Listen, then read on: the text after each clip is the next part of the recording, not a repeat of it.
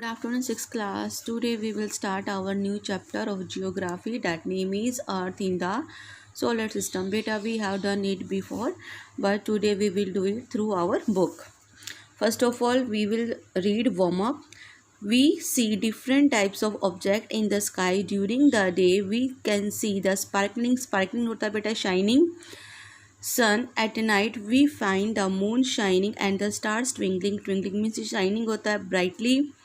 All objects that we see in the sky are called heavenly bodies or celestial bodies. These bodies include the stars, planets, satellites, asteroids, meteoroids and comets. बेटा all these things we have earlier discussed.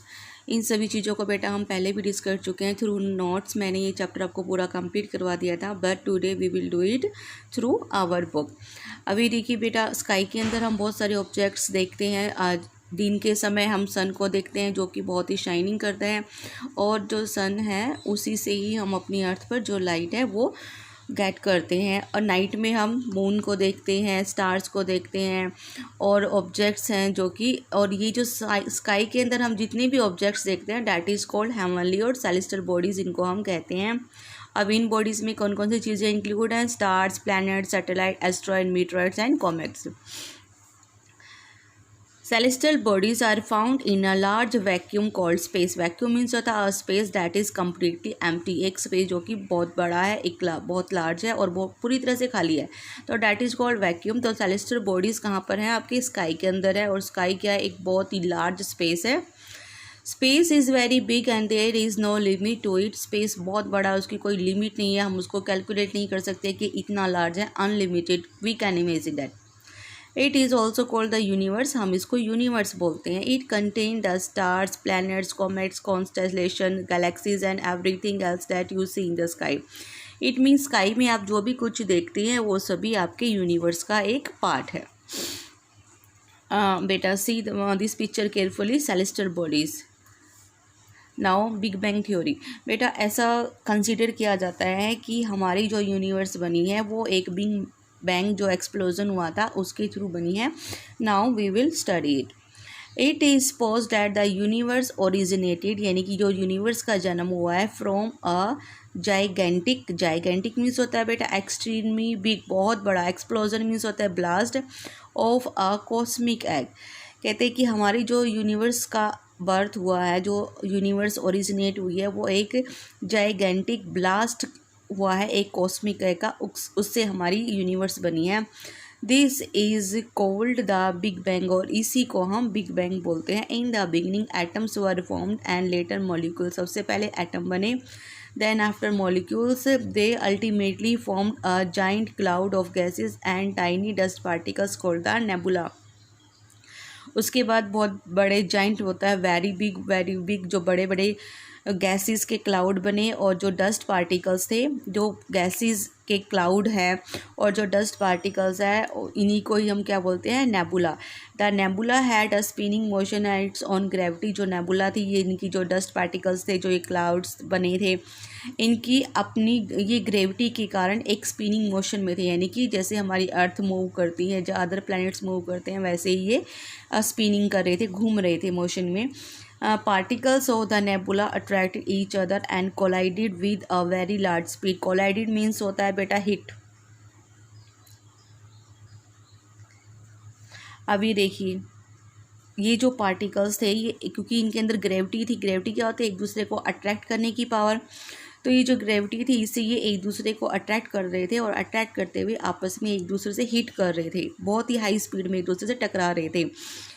This collision means होता है जो टक्कर है, जो आपस में ये टकराव कर रहे थे. Collision resulted a release of huge amount of heat and glowing bodies such as stars. और ये जो टक्कर, ये जो कोलिजन हो रहा था, उससे बहुत अमाउंट में हीट रिलीज हो रही थी, और उसी से ही चमकते हुए जो स्टार्स हैं वो बने हैं. This is how the stars were born, और इसी से ही स्टार का जन्म हुआ है. Scientist have concluded that the universe is still expanding as new stars are being born. जो साइंटिस्ट हैं उनका ये कंक्लूज़न है कि जो यूनिवर्स है वो आज भी एक्सपेंडिंग होता है, बढ़ रही है, और जो न्यू स्टार्स है वो आज भी कंटिन्यूसली बन रहे हैं. Next point is galaxies. Millions of stars together make a galaxy and several millions galaxies make up a universe. Our planet Earth also belong to a galaxy called the Milky Way और आकाशगंगा। अभी देखिए galaxies क्या है, जब millions of stars, इनकी लाखों करोड़ों जो स्टार्स है वो मिलकर क्या बनाते हैं, कई गैलेक्सी बनाते हैं।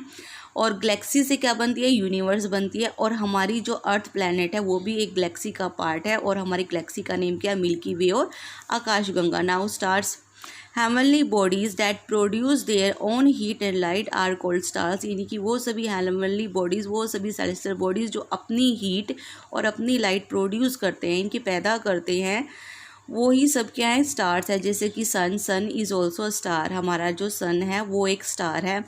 Each star is a huge mass of hot gases, और सभी स्टार के पास गर्म गैसेज हैं।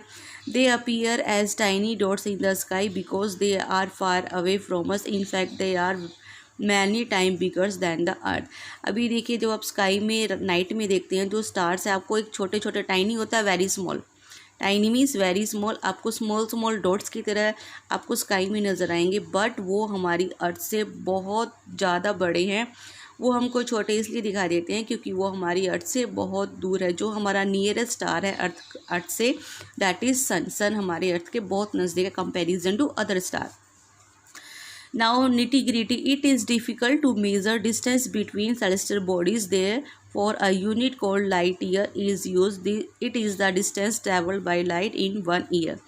अभी देखिए, जो सेलेस्टियल बॉडीज़ के बिटवीन जो डिस्टेंस है उसको हम मेज़र नहीं कर सकते, माप नहीं कर सकते, तो हम उसके लिए क्या यूज़ करते हैं, लाइट ईयर यूज़ करते हैं। यानी कि जो हम सेलेस्टियल बॉडीज़ का जो डिस्टेंस है वो लाइट ईयर में मेज़र करते हैं। यानी कि एक साल में जितनी लाइट कवर जाती है, that is called light year. अब देखिए कॉन्स्टलेशन क्या है, जो ये क्या है, ये आपके स्टार्स का ग्रुप है। यानी कि सपोज कीजिए कुछ स्टार्स मिलके कोई शेप बना रहे हैं, that is called constellation. Some stars are found in group और क्लस्टर मीन्स भी ग्रुप होता है, समूह होता है, झुंड होता है। जो कुछ स्टार्स है ग्रुप के अंदर होते हैं, वो किसी न किसी शेप को प्रोड्यूस करते हैं या ओरिजिनेट करते हैं, तो उसे कोई हम बोलते हैं constellation. These group of stars are called constellations.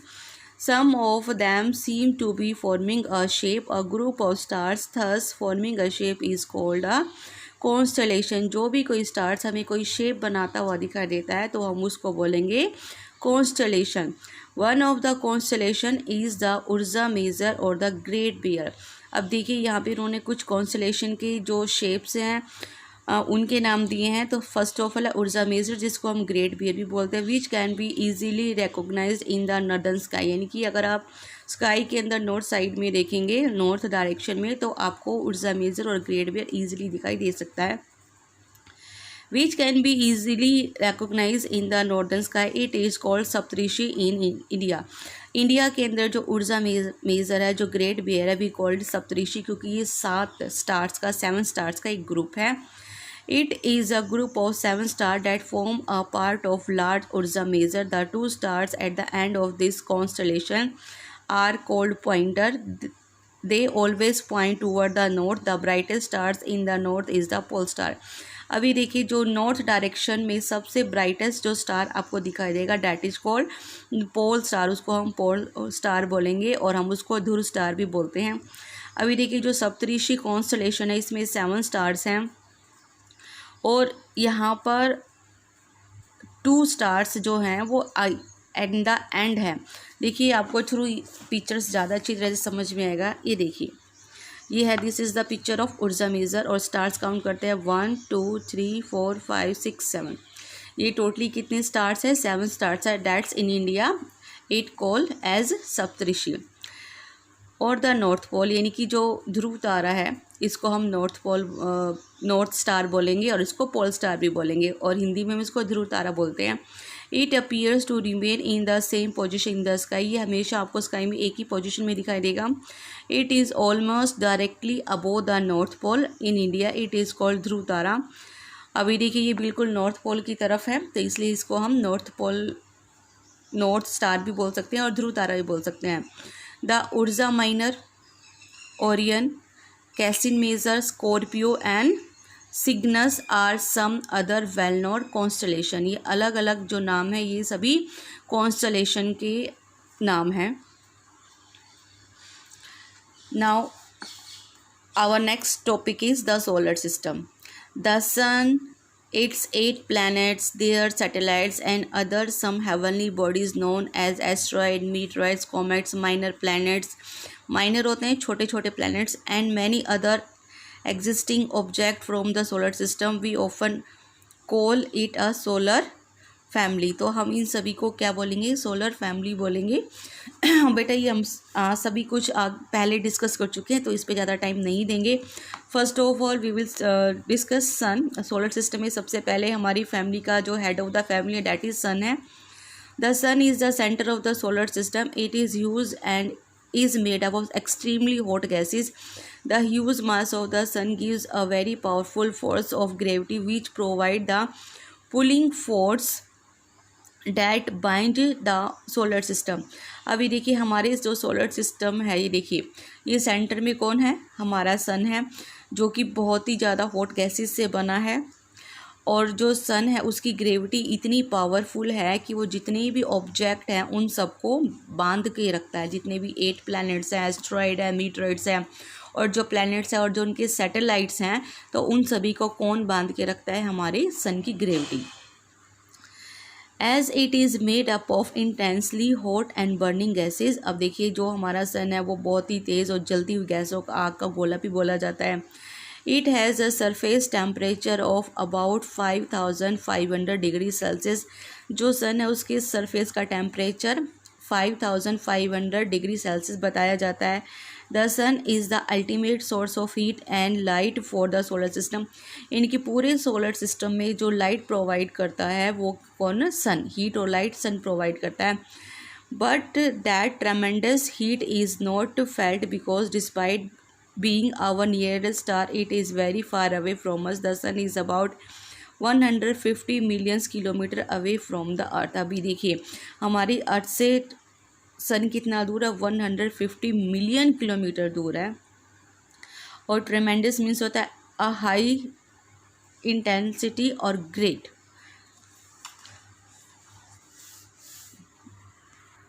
Nitty-gritty. The star nearest to the sun is Proxima Centauri. अब देखिए सन के जो सबसे नज़दीक का स्टार है that is Proxima century. It was discovered in 1950 by the Scottish astronomer Robert इंस। Its mass is about an eighth of sun's mass and its average density is about 10 times that of the sun। अभी देखिए जो ये Proxima Centauri है ये सन से भी, जो हमारा स्टार है सन, इससे भी बहुत बड़ा है और इसकी जो डेंसिटी है वो सन से 40 टाइम्स ज़्यादा बड़ी है।